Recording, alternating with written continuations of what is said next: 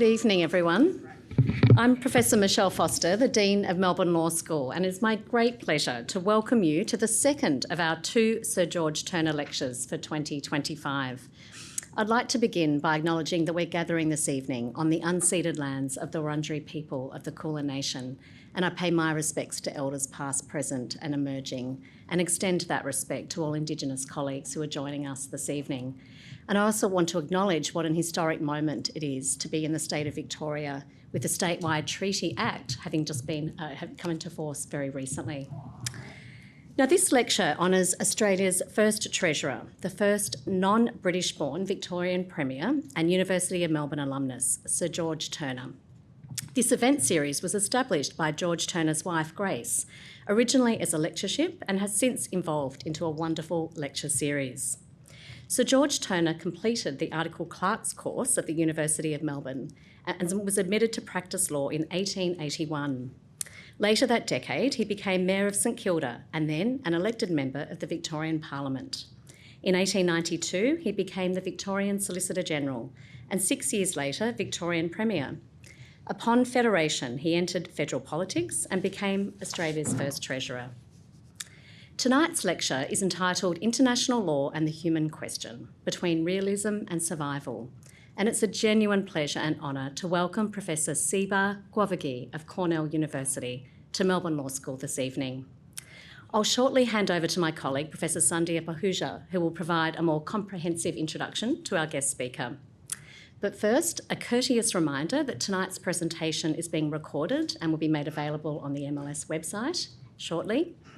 And also to let you know that following the presentation, we will have time for a Q&A, so please do save your questions for our wonderful guest speaker for the end. But now, it's my great pleasure to introduce my wonderful colleague and Director of the Laureate Research Program in Global Corporations and International Law, Professor Sandhya Pahuja, to introduce our guest speaker. Thanks, Sandhya.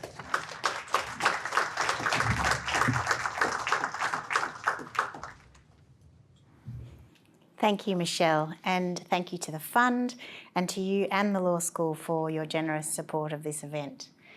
So it's always appropriate to begin law school events by acknowledging that we meet on unceded lands and to reiterate the responsibilities that entails for us as jurists.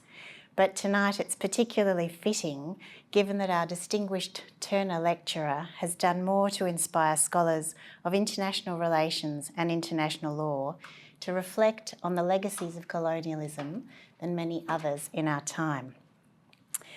Siba Grovogui is a leading scholar of international relations theory and law. He's currently a professor in the Africana Studies and Research Centre at Cornell University, and in recognition of his leadership actually across several disciplines, he has recently been elected President of the International Studies Association. Professor Grovogui is the author of several works which have changed the field of international relations and been highly influential to many international jurists, philosophers and historians, particularly those of us who are interested in the relationship between North and South and in the histories and legacies of empire. His first book, published in 1996, he doesn't look quite old enough for that, called Sovereigns, Quasi-Sovereigns and Africans, shifted the paradigm in how we understand the character of African self-determination and national sovereignty, and changed the way we think about the place of race in the international order.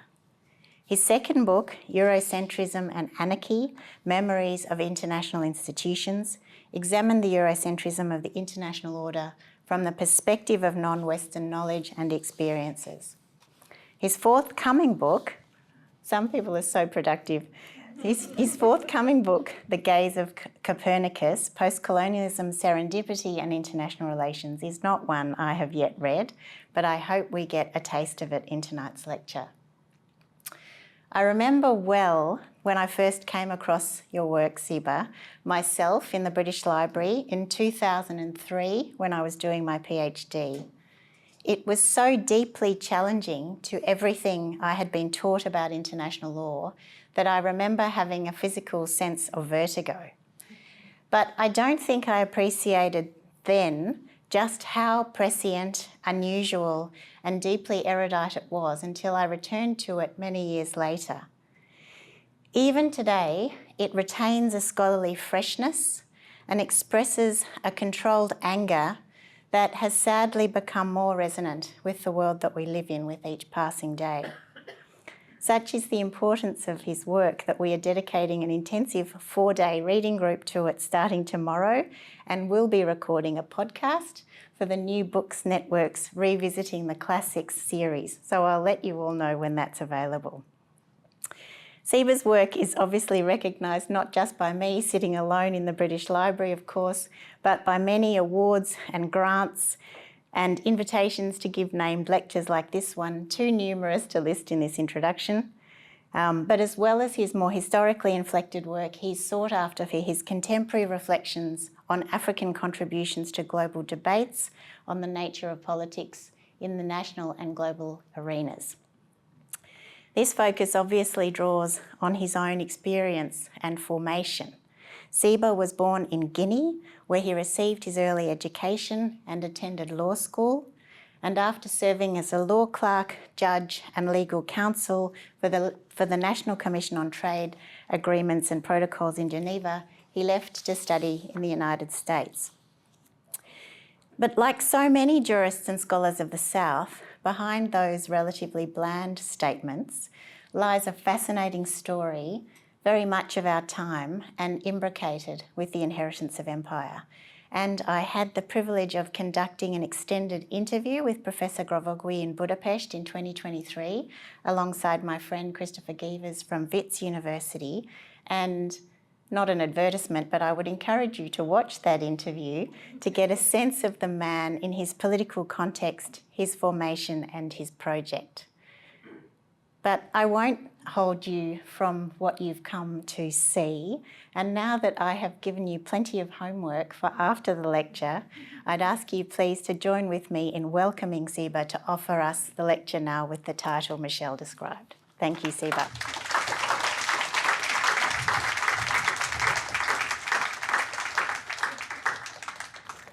I had not anticipated this many people. I'm very humbled. I want to start by saying that all protocols involved, I join in all the long acknowledgements and obviously the responsibility that bestowed upon us. So thank you for inviting me, and I want to thank the Turner family, the law school at Melbourne, and all the wonderful people I've met so far. Too numerous to list, but clearly I'm indebted to Sandhya for inviting me here today. Thank you. The story of international law, for me, is a tale of what makes us human and what we have made of ourselves as human and the trajectory that we have taken so far. Because law, for me, is an instrument, an institution, through which humans reflect upon themselves, but also reflect what we are. My story tonight begins with evolutionary paleontology. Evolutionary paleontologists tell us that we humans are human because we possess language, not because we have bigger brains, elephants do, not because we have culture, crows do, not because we are the most agile, orangutans are more agile than chimpanzees from which descended, but because we're highly cooperative species. It's a very high collaboration that we attain language. Language would not have been attainable without in fact, some evolutionary paleontologists call it hyper-collaboration of all the species. That's how we got language. That's also how we got law. That's how we got diplomacy, and all those things that follow. They would not have been possible without being hyper-collaborative. That story, obviously, when you read it, one must always come to a sobering moment to know that our genes somewhat act slightly against that trend of hyper-collaboration, and that's what evolutionary biologists tell us. That our genes, because we survived, we came up of evolution, our genes commit us somehow to competition,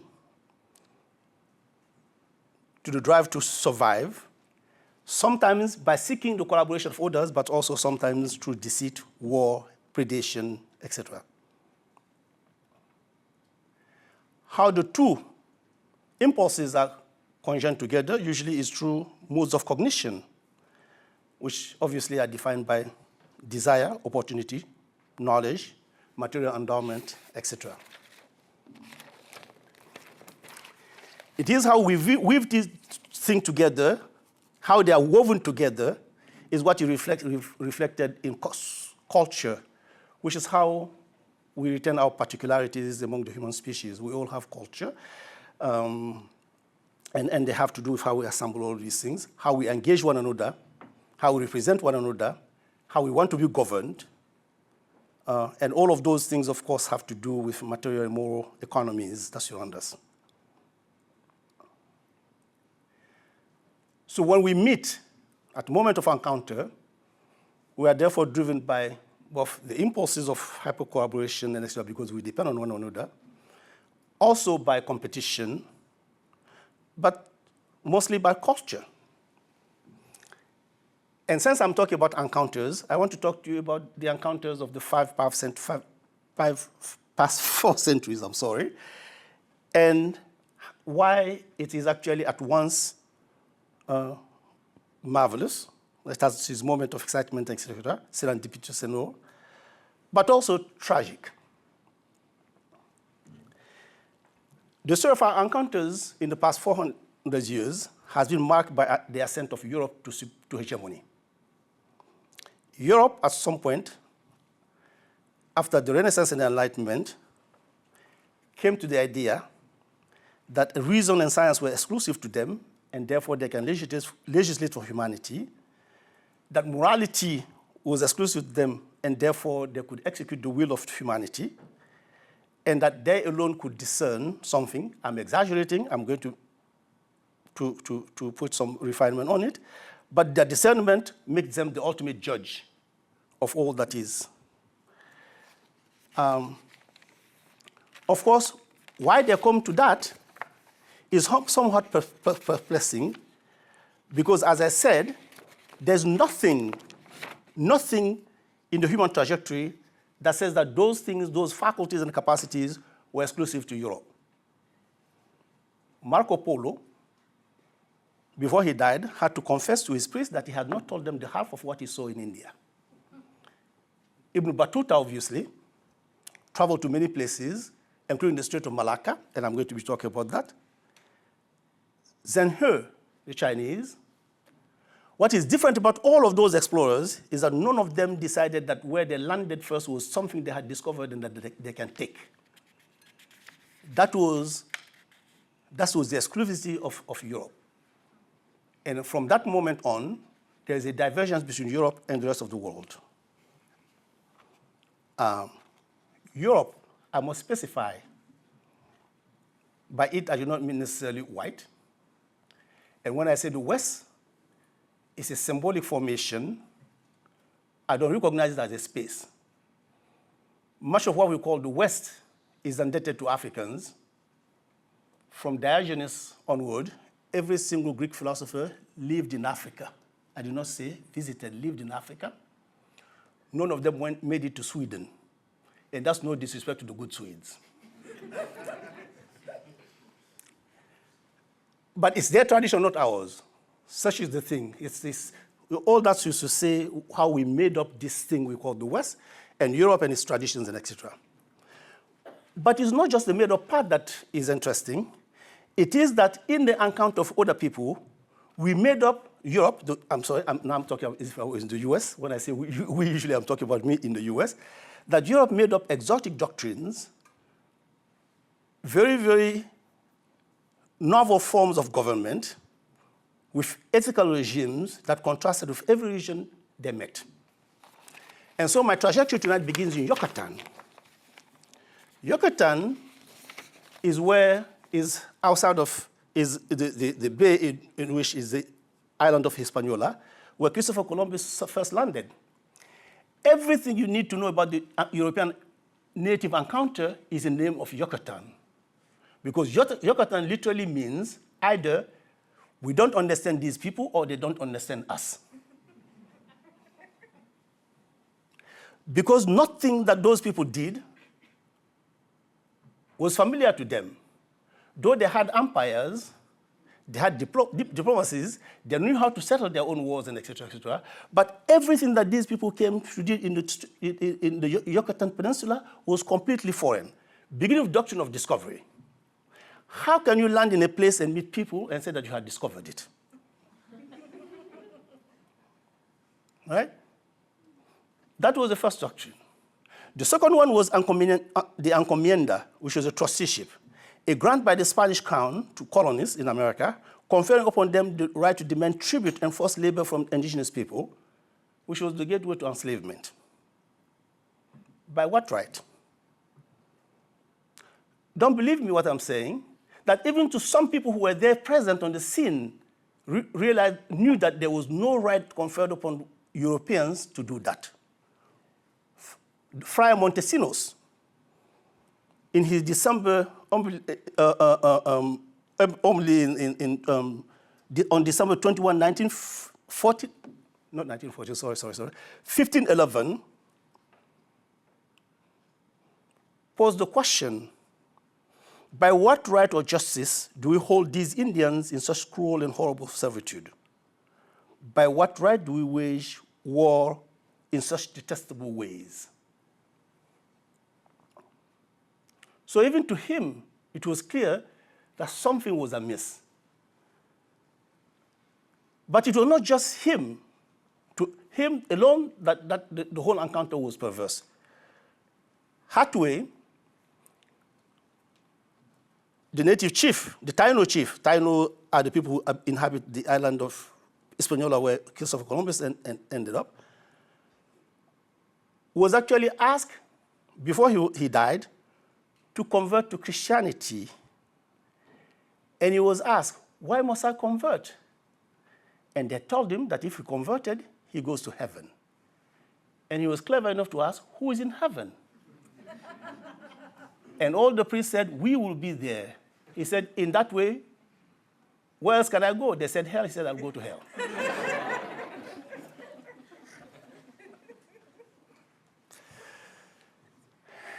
And so the story goes. Right? And I'm going to go to so that encounter, that's why I like Yucatan. We think of Yucatan today as a touristy place and etc., but the name should tell us that something very tragic happened there. And it has to be what went wrong in human encounters. Today, well, it's Wednesday in America today, and so tomorrow they'll have Thanksgiving. They'll be humoring themselves that the native they found fed them. Right? And I'm very happy to be here today and not be there. And in the past few years, I've actually really laboriously managed to be away during Thanksgiving. Because there's something we tell only ourselves this half of the story, that those people were kind to us. We never tell the story of King Philip, whose head was cut and put on a stick, of all those people who had actually fed the original pilgrims and etc. But what we get from Yucatan, that story in the New World, is the idea of jurisdiction. That if people quarrel over how the relationship with Native Americans should be structured, that the Spanish court will be the right place for it. And so, before I leave Yucatan, I just want to remember that the doctrine of discovery, the encomienda, and the question of jurisdiction. Who is the ultimate judge and where do we settle those differences? The other point of encounter I want to talk about today is the Strait of Malacca. It's close to us here, obviously.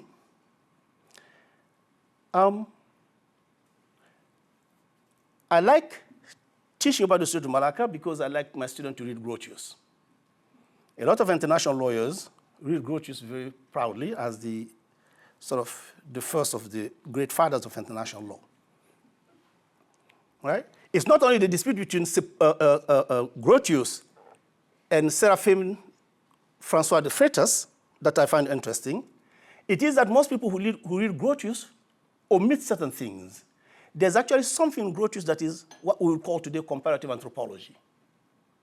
Grotius actually concedes when he writes into Seraphim de Freitas that the seas were free. He is bemoaning the fact that the Portuguese took over. But before that, it was actually free. And in fact, it had been free for everybody who traveled those spaces. But the difference was that after the Portuguese, and then Grotius, freedom of the sea was not just the right passage to go for commerce and et cetera, it was to construct empires. And empires came with sovereignty, and so the story goes. But what is more interesting, obviously, is not just that the sea is not free for us to meet one another, but the free is used for some humans to take control of other humans, and therefore decide how other people, goods, and et cetera, may flow, and et cetera. It is also what we do with other people's property. And that is what's at stake in the law of price and booty. Here, I'm just going to offer Voltaire's comment. Again, not me. Voltaire said, in his comment after the Dutch took over the place of Malacca, he said, if by misfortune, while on the seas, your boat were to sink, if by misfortune you were to meet a Dutchman, they might offer you sympathies, but in the end, it's finders keepers. They take your good before your very own eyes and keep it for themselves. If you met a Chinaman, that's his language, not mine, they'll help you set your ship afloat, and if time and the season permit, they may actually recover your goods and hand it back to you. And that was the difference between the Strait of Malacca before the Portuguese and the Dutch, and the Strait of Malacca after the Portuguese and the Dutch. The idea that we can go to other places and tell them what to do, how to comport themselves, and to actually tell them how and under what circumstances their properties might be seized was also something unknown to the people in Strait of Malacca, just as in the Yucatan Peninsula, the law of discoveries and all that followed were unknown. Again, it's the divergence between Europe and the rest of the world. Nothing before them had done that. But Europeans who established the maritime admiralty law, I can never say this word, pardon me, it was quite evident that Europe should be in the business of doing that for the rest of the world. What happened before that doesn't matter to our curriculum in international law. Not what the idea, one of the ideas, of course, we peddle today in our classes on the contract in particular is to imagine that nothing good comes without a contract.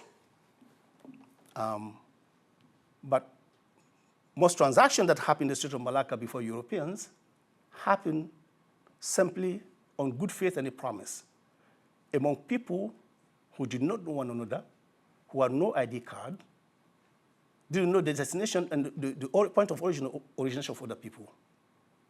As an illustration, if you read Ibn Battuta, you could leave what is now northern Mozambique, end up in China, and go back without having an ID card, not speaking anybody's language, not belonging to their faith, and make the journey to and from there in China, and you go through places where they had monarchies, principalities, no rule at all, and et cetera, and make it safely back.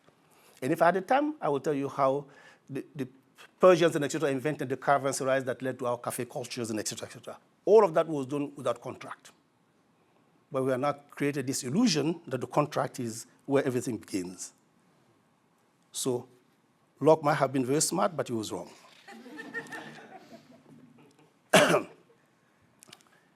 Serandipo is the third point of encounter. Serandipo is the island we now call Sri Lanka, which is Ceylon. It's a Persian name of the place. It means Golden Island. Walpole, again, somebody else from through a European, Walpole, Horace Walpole, ends up in Serandipo and found something very magical. So magical that there was nothing in Europe that compared to it. So he writes to his friend, another journalist, and said, I have seen something on this island that has no parallel anywhere in Europe, so we must give it its own name. And his friend wrote to him and said, call it Serandipo, serendipity, because you're in serendipity. So that's how we got the word serendipity.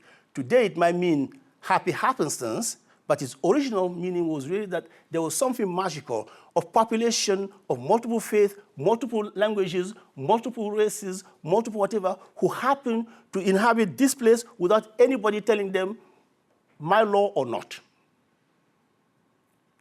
And that, I always must contrast when I'm talking about this point to what Toni Morrison said when she got the Nobel Prize, which is to say that multiplicity has always been something that scared Europe, modern Europe. And she asked the question, who said that the Tower of Babel collapsed because there were multiple languages or because somebody said, my language or else? How do you know what is more plausible, that the tower collapsed because there were multiple languages, somebody said mine or else? There's something profound about monotheism, I'm not going to get involved here now, but about this idea that pluralism, multiplicity is a bad thing unto itself. And so all our sovereign regimes were introduced in Sri Lanka, in Serandipo, ended up distorting what Serandipo had been before. Obviously, we did it under the, well, I'm sorry, when I say we here, I'm talking about, because I'm part of the West at this moment, so it's not, right? And I have to own that too, that we are not exempt from these stories now. But the idea of extraterritoriality, that Europe had the right to govern other people by its own laws, so they introduced extraterritoriality. And so by the time Walpole is leaving Sri Lanka, Serendip, the Burger Law was established, which means that on this island of magic and etc., where everybody was together, all of a sudden, a segment of the population was elevated above the rest and given special status. Obviously, from Burger laws, different regimes were introduced, kingdoms were demarcated, and etc. And obviously, we know what that meant. What that meant is that by the time the 19th century comes about, everybody has been infected by the ideology of nation state and sovereign powers, and etc., etc. And tragically, we know what happened in Sri Lanka after that to the Tamils. So the magic disappeared.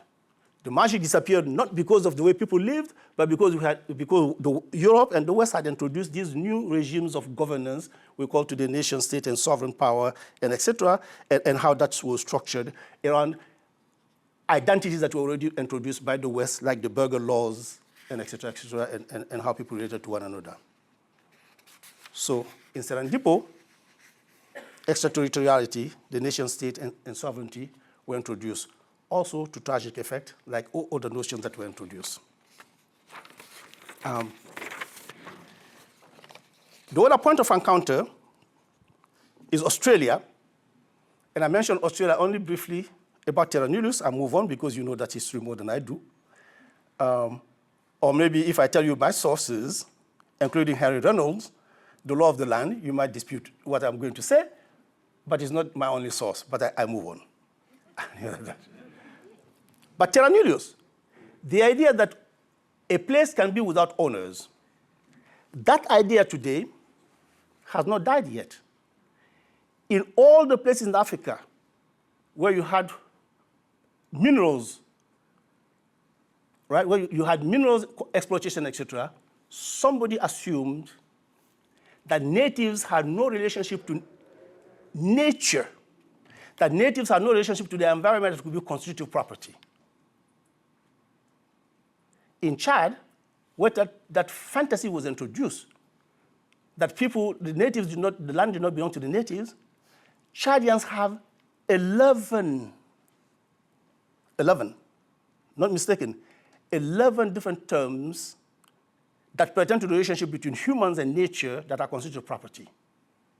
Maybe too many to be continents now regimes of property and et cetera, but that is the case. And so there's much violence, obviously, that happens today around that very notion that native population had no relationship to the environment that was considered property. Why am I telling you all these stories? It is not actually for guilt, nor pity, nor even antagonism. I'm simply saying that because today we have reached a point in our lives in the world where we must actually decide which one of those impulses are going to prevail.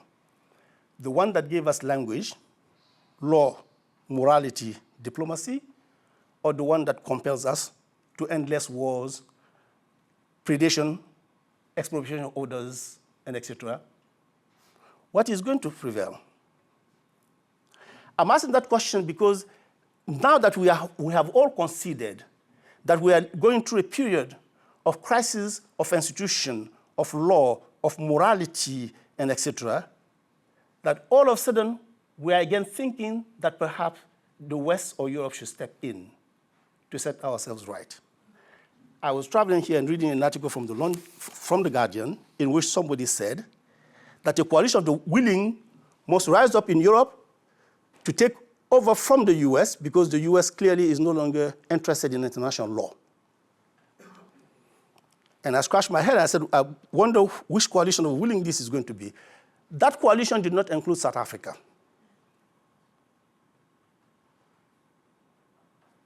It could not. We imagine that Africans don't do international law, of course. But that's a separate concern. But what I want to say is that our legal doctrines, our canons in law schools are still a long way from separating themselves from our own inheritances that shape our view of those encounters. The doctrines of discovery, the encomienda, the law of the prize and booty, extraterritoriality, terra nullius have been, obviously, we know, very central dimensions of Western imperialism, lawmaking, and jurisprudence. They should have disappeared upon the independence of decolonization of the former European expanses, but they have not, sadly. They have not. Take the case of Palestine, and I'm not here to adjudicate, by the way, so just to make that clear. I'm not here to adjudicate what is happening, but take the case of Palestine. The institution of the mandate system in 1920, the UN Trusteeship Council in 1946, gave new life to the pretense that Western civilizing mission and prolonged Western extraterritorial control over territories that were once occupied by other colonial powers, here the Ottomans and the Germans, that those will enable the new colonial powers or authorities to set the grounds for the independence of those territories. Palestine belonged to the A mandate, which means that at some point the West had considered that Muslims were far closer, and that's what Article 21 of the League of Nations Charter says, that they were closer to self-government. So they knew something about self-government, and that therefore those mandate systems will not last long. Obviously, look at Palestine today. We know that that was not what happened, and I'm going to come back to that. But as the Balfour Declaration 1917 and a 1947 UN Resolution 181 of 1947 show, the fate of far-flung non-European populations remains in the hand of the West alone. And that, in itself, is the old Europe, is the old imperial, is the leftover of old imperial Europe, that nobody else knew how to settle disputes, how to govern themselves, but Europeans and through Europe. Upon partition, obviously, Israel, as an ally of the West, restored all the practices that I talked about before, of expropriation, of unilateral governance, of ethnic cleansing, mass violence, settlement, conquest, settlement, colonization, and colonialism. They did all of that under the same pretense as the West, that somewhat somebody, either by reason or by God. If you are a liberal Zionist, it's by reason. If you are the other kind of Zionist, religious, it's by God's will.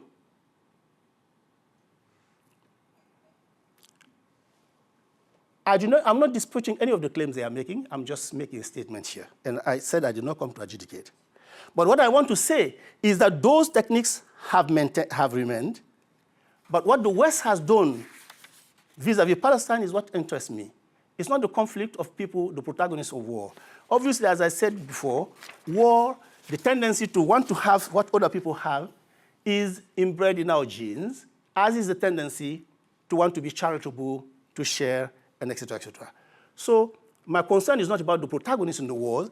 It is those people who think that they have the capacity to adjudicate that I'm questioning. Because what has happened lately around Palestine is that in the West, the idea of who is proper subject to the law has never applied to Palestinians. And I say this categorically. There has never been, since 1947, never been something that happened to Palestinians which any entity in the West has asked that it be reversed on account of Palestinian humanity. I'm a social scientist. I believe in falsification. If I'm wrong, please falsify me. Something in the psyche coming from cultural tradition and our apprehension of other people has disallowed us to understand that somewhere, somehow, whether they are right or wrong, something might happen to Palestinians that has to be reversed on account of their humanity. It has never happened. That is not different from what happened in Yucatan, not different from what happened in Sri Malacca, not different from what happened in Serendipity, and not different from what happened here. We have to admit to that. So our humanity is actually what interests me. Who is the subject of law? Are we all subject of law? Is the question we must answer.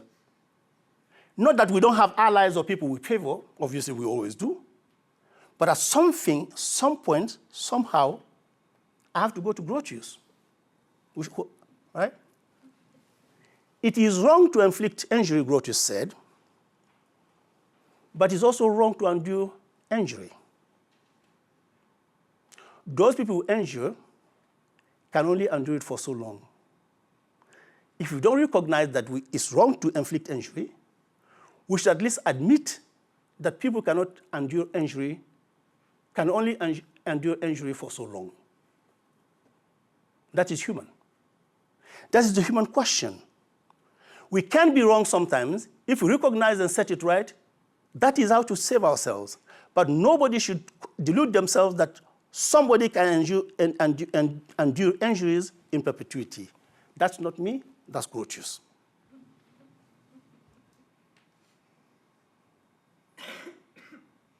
La Fontaine, also French. I mean, also European, also French, yes. Also European, yes. Grotius is not French, sorry. Right?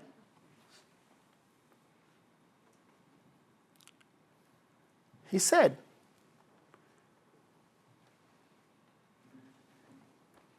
of the French monarchies in his time, depending on whether you are powerful or wretched, the court judgment will render you white or black.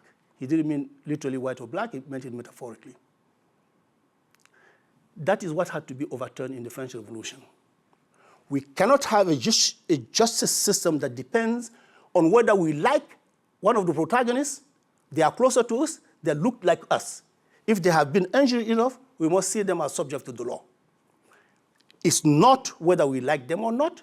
It's not whether they're sympathetic to us. It is whether their claims actually can stand. Fontaine and Grotius, not me.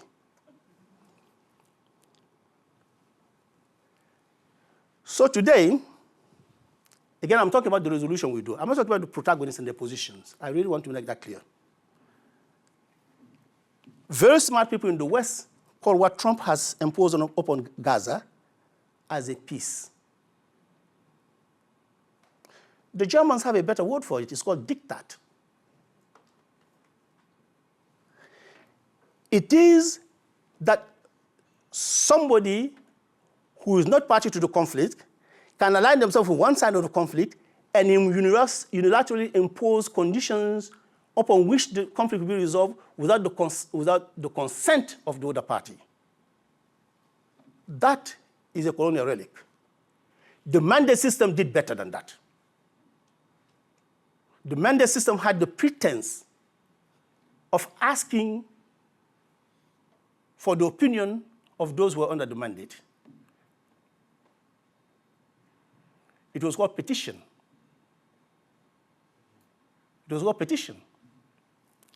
The thing is that the reason that under the A mandate, Palestine, or Palestinians then, were supposed to be A mandate and Africans were not, is that at least they could write. Who are we going to ask for their opinion on Palestine? Where is the petition going to go? Somebody tells me that Jared Kushner knows better than Nora Erekat about what should happen in Palestine. There's no reason, there's actually no reason. That should offend all of us. The mandate should be dead now. Diktats were not acceptable for the Germans. It should not be accepted for the Palestinians. Again, it brings me to that thing. How long can people withstand injury? Better yet, how long do we allow ourselves to see injury done onto other people? That's a human question. How long do we allow ourselves, our psyche, to countenance that injury be done in perpetuity to other people? Is that acceptable? It's not. And so is the history. For 4 centuries now, the West and Europe have diverged from other regions of the world around the questions of justice, of sovereignty, of competency, and how our own faculties operate.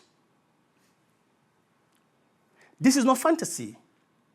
In my traditions as an African, from 1609 to the present, every progressive movement that sought to establish a polity, an entity, began with the premise that everybody is equal. Palmares is the only republic still, though many still don't recognize it as the first republic in the New World, it was, in 1609, that granted citizenship, where citizenship did not admit differences of religion, of faith, of gender, of age, and etc. In Haiti, they said, we are all Haitians, or we are all black. Not because they weren't colorblind, but because in the Congo of Haiti recently, there were first-generation slaves that had come from West Africa. In West Africa, you extend the same right to people who come to join you. If you are Malenke, they become Malenke. If you are Loma, they become Loma. That is actually my own body illustrates that. It is in 1914 that the French decided that in the course of my life, I should have only one given name.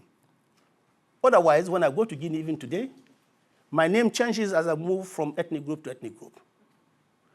The French wanted soldiers in 1914. They said everybody must have one name for the duration of their lives. And that's what changed that. And then we became ethnic. But the idea that we are all Haitian, we are all black, did not mean that whites become black. We're all black. It simply is that what rights black people had extended to white people. Martin Luther King spoke of the white boy and the black boy and the white girl and the black boy. Nelson Mandela, whatever our judgment is of him today, said in Rivonia, when he did not know whether he was going to live or not, still said, I have fought against white domination. I have fought against black domination. I fought against black domination. I fought against white domination. It's a principle for which he wished to live, but it's one for which he was willing to die. The translation for all those people who said that, who think that Nelson Mandela was this either fool or just kindly old African, it is actually a very, very difficult ethical principle to uphold. The proper translation is that we are not going to survive if we do not admit the principle that we should be willing to die to give other people that for which we are willing to die to give to ourselves. Until we are willing to die to give other people that for which we are willing to give ourselves, it's going to be permanent war, and I'm afraid of what that story might end. Thank you.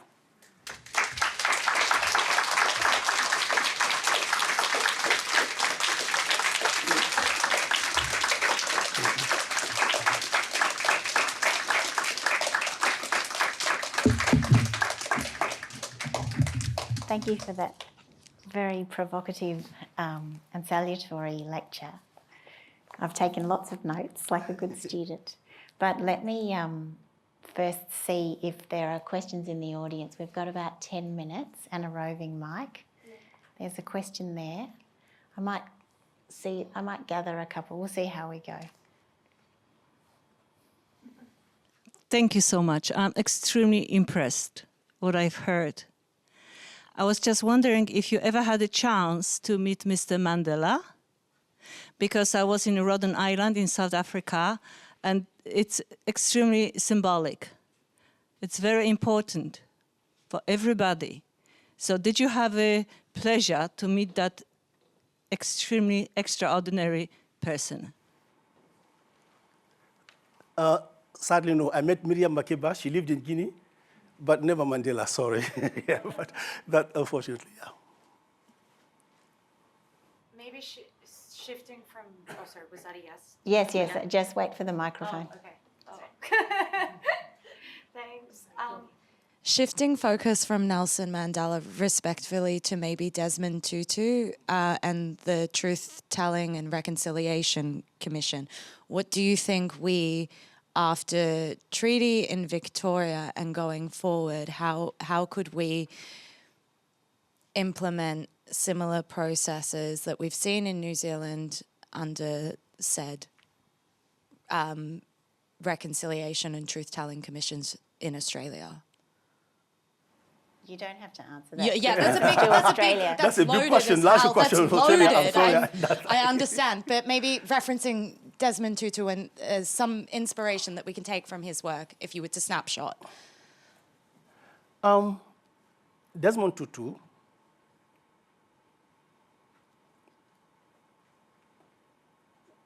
he comes from a particular tradition. He's a priest, he's a minister. I'm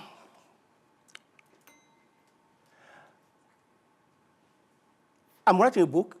This comes from a book, actually.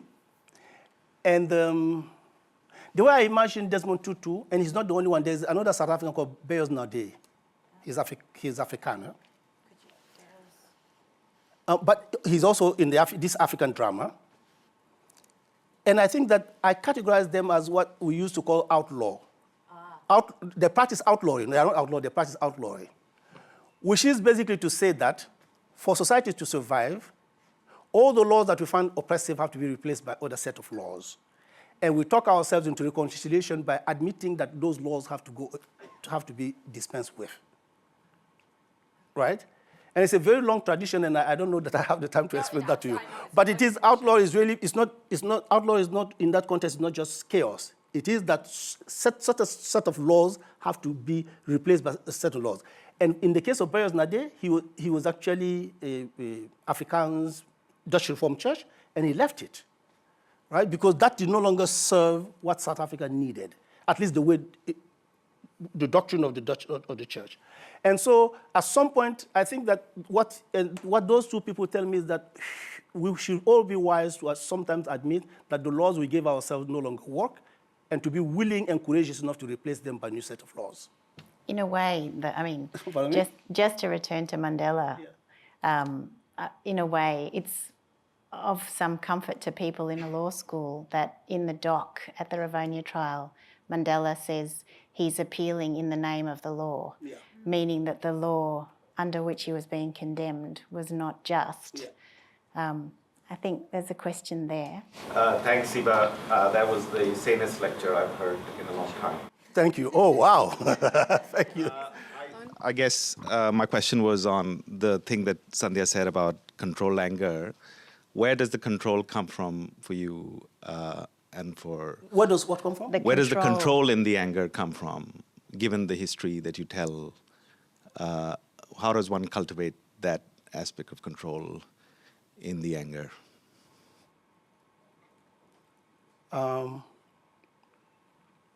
Maybe this is irresponsible of me, but I like to think of myself as a radical Democrat and never make decisions for everybody. But I think that it's actually, it shouldn't be difficult. It shouldn't be difficult. The story I was telling you, obviously, I was, paleontologists, evolutionary paleontologists, evolutionary biologists, etc. One of the things that we know now is that consciousness is actually overrated. The psyche is a much more complicated thing because some things are more soothing to us, and we should not be comfortable with how over the state of the world. We should not really be comfortable. And I think that people sometimes who make us uncomfortable, we want to dispense with them, sometimes move away from them, etc. But they are the people we should be listening to. Henri Pele, from the rainforest in Guinea, we always say that the orphan is the last and the better judge. Those people upon whom we have trampled have better wisdom for us. In the forest, the black butterfly is the wisest. That's why the black butterfly can predict all seasons. Nobody sees him, but he sees more. I think that if we admit that our regimes of law, of morality, our thought system have exhausted themselves and brought us to where we are today, we should be humble enough to know that we need different kind of resources. And so my interest in African political thought and writing this book is to actually suggest that the human mind is very, very prolific and capacious, that we actually have ideas. Not all of it is fantastic or whatever. We have ideas, and that real human beings have lived according to rules and etc. that we should learn from. There's a scientist, not even a social scientist, but a physicist from MIT who was looking at how Yamomanis, what they do with the darts, etc., how they shoot it. He wanted to know the science in it.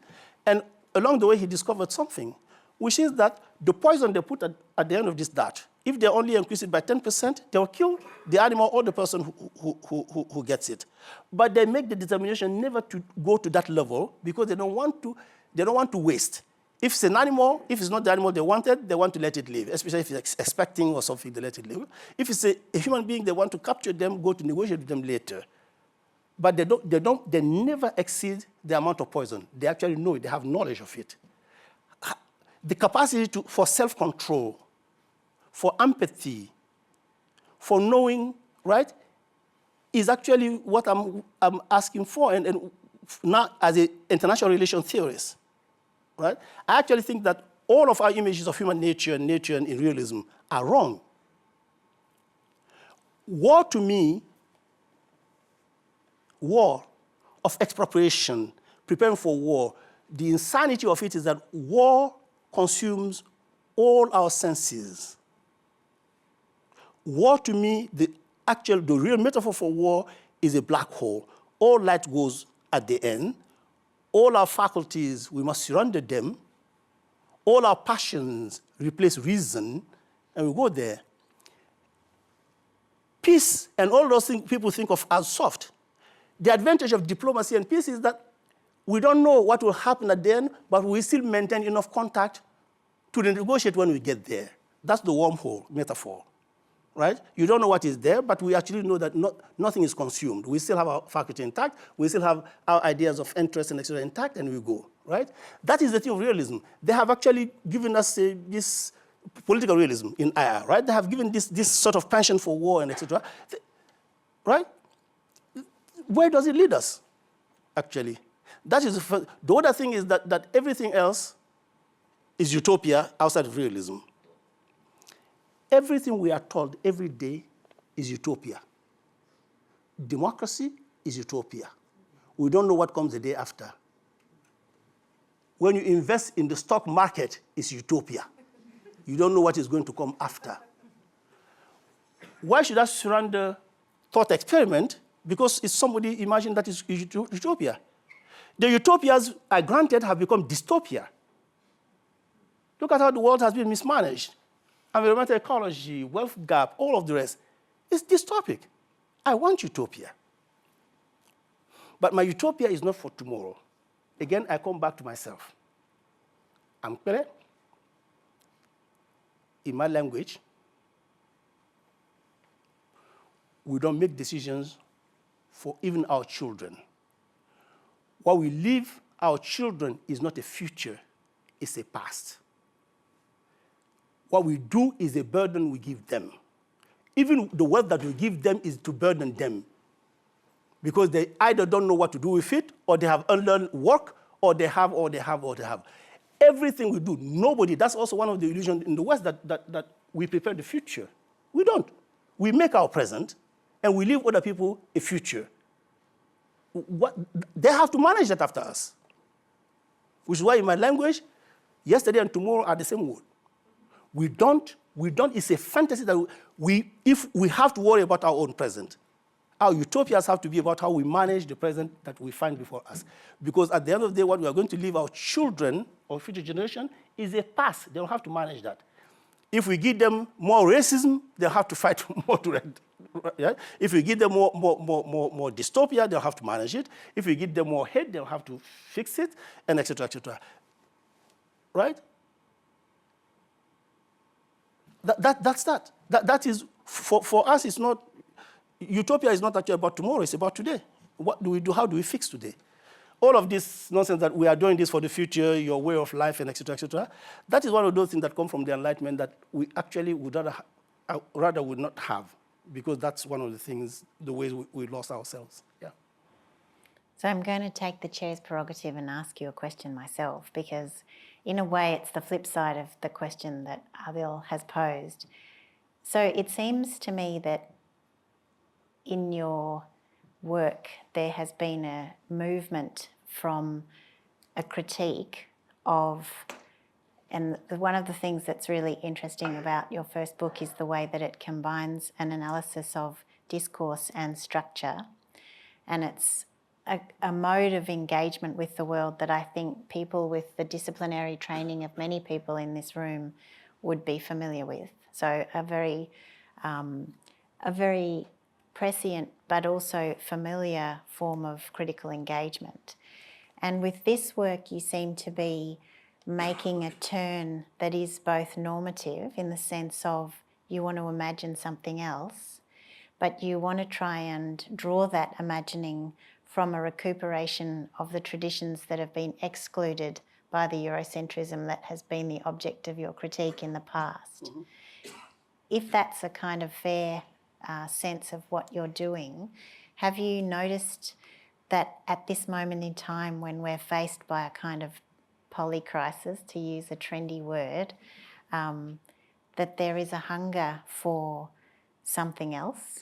So the kind of presentist utopia you're talking about, the non-futurity, are people more receptive to that than they would have been 20 years ago when actually there was much more hunger for critique? Yeah, thank you, actually, that's a very good question. I have decided a while back that we can only do so much with critique. And I became dissatisfied with critical theory in general, at least of the Frankfurt kind and other kinds, because I began to wonder if, in fact, the languages, the sciences that we claim have exhausted themselves or deserved us, whether going over the same terrain really help us. That's the first question. The other question is that, that I found that, in fact, apart from the New World, meaning continental America and perhaps Australia and etc., that our archives are actually universal. It's the canons that are problematic. And so when I look at Palmares and etc., I see a tradition of thought that comes from the Abbasid Empire, the Muslim Arab Renaissance, ends up in Andalusia with Maimonides and Ibn Rushd and all of these people. And when that collapses, Timbuktu, where we have the structures of prototypes of our university systems now, right? And you can see actually the year that the Abbasid Empire collapses and when the Andalusian experiment begins in Timbuktu. And I'm interested in that because you find there contact with Persia, Abbasid, Persia, China, and et cetera, and you find that a lot of ideas we think in West Africa, a lot of modes of thought in West Africa actually have traces and imprint of how the Chinese and the Persians and everybody thought. I'm interested in how people invented ideas and concepts and categories and how they work with them, right? Because if I'm honest with myself, and I've said that the European imaginary is so stunted or whatever, then I have to say what the alternative is. And so that's what I want to do with this project, the Gaze of Copernicus and Quilombo's Horizons. And I'm hoping that they all come like 6 months apart, whatever, because I actually think that we need to give ourselves a new way of rethinking thought. And the Gaze of Copernicus is about the disciplines, including international law, and how we reimagine them. But Quilombo's Horizon is actually about republican forms, right? When the Iberian Peninsula is created, King Philip II is oppressive to two groups of people, Dutch Protestants and African slaves in Palmares. Both of them rebel against King Philip. Now, the trajectory, obviously, of that, the Dutch republics and the 30 Years' War and Treaties of Westphalia and all that stuff sort of captivate us. We forget that there was another Republican experiment. And until today, if you do Wikipedia, Palmares, they will tell you a fugitive slave colony. Even though they lived as an independent state longer than the Soviet Union, that's how far our contempt goes for other human experiment, longer than the Soviet Union. They also had treaties with the Dutch colonies around them, and they fed them. And today, the government of Brazil wanted to know how many population of Indians lived in Palmares, in the region where they were. They have to take the blood of people, Quilombos, because they were the only entity in the New World until today that had natives as equal citizens, and the whites among them. So we don't know what to do with these experiments because they don't fit into, right? But we have to find new methods to actually bring the human experience to life. It's actually, the human mind is far more capacious than we allow. And this is just a way for me, a small way of me to say, look, we don't even have to reinvent a lot of things. All of it is within our grasp. Humans have always been thinking about how to live together. In fact, there are all these things. And I want to talk about Palmares, beginning from Palmares all the way to Nelson Mandela, to say that black people have done this. But these ideas, you find them in element of it in Persia, dimensions of it in China, in Mughal Empire, and all of these things. But that's what human beings are. The only thing that has the property of air in the world is knowledge. It flows. There's no boundaries to knowledge. It has always been that way. So people will know far more than we have invested in our institutions. And the problem today, if says our institutions are collapsing around us and our regimes of morality are no longer sufficient, we actually have to find new pillars for it. And so I'm moving, yes, away a bit from critique, but it's the critique itself that allows me to go in the direction that I want. It's the nature of the critique that shaped the nature of my reflections about human thoughts, and et cetera, et cetera. So they are connected, actually. I think that's a fitting place to end. And I hope that we leave this lecture leaning into our hyper-collaborationist tendency rather than our competitive tendency. But it's good to think about rethinking thinking and to think as we watch things collapse in many places that there are traditions that we can recuperate that haven't been subject to the 4 characteristics that you were describing. So please join with me in thanking Siba very much.